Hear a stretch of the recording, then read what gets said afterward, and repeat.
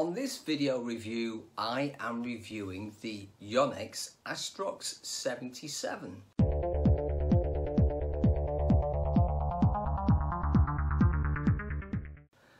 As you can see, very striking racket.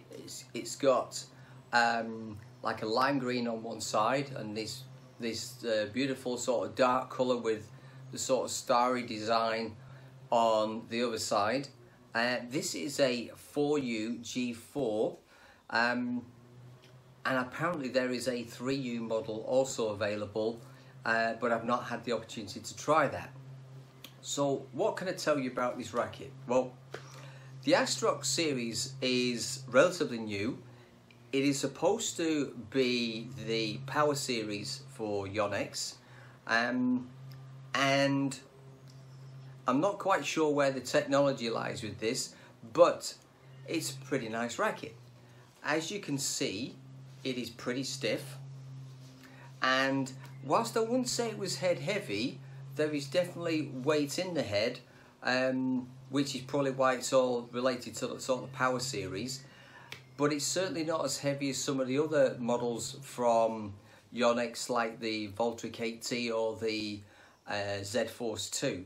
So it sits somewhere in between there, but certainly a stiff frame. This is the standard G4 grip you find from Yonex, and I've just placed an over grip on this. I would love to see a few more G5s, which are available over in Asia, but unfortunately we don't seem to have them very often in Europe, which allows us to build the grips up. But at the end of the day, I'm sure that the Yonex are fully aware of what sells in the UK market, and will bring in what they think is appropriate. This is a pretty nice racket. Where I struggled a little bit, it was trying to figure out where it really sits. It is quite quick, but not really as powerful as I expected it to be.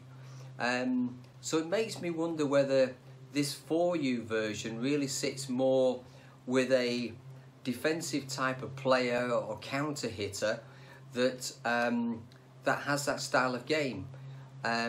It could be that the type of player who's naturally powerful and doesn't want too much weight in the top of the head, that could suit them as well. But for me, it kind of lacked a little bit of punch in the power stakes. Pretty good on control.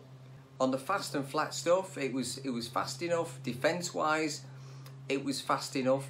Around the net area, it was pretty quick as well. But it's just lacking that little bit of feel to really make it a top-notch racket for me. But it's still a very, very good all-rounder. It would be very interesting to try the 3U version of this. And since this racket came out, there is now the Astrox 88S and D, which hopefully I will be testing soon to compare with these. But this was the first of the Astrox range introduced, and as we know from Yonex history, usually starts with a 7 in the numbers, and they tend to get better and better as they get into the series. But an extremely good first start. So I must mention, I suppose, that it comes with the standard Astrox cover, and usually when you're buying from some of the online retailers, you can get them custom strung to suit yourself, which is an added benefit. Overall, a good all-round racket, and that is the Astrox 77.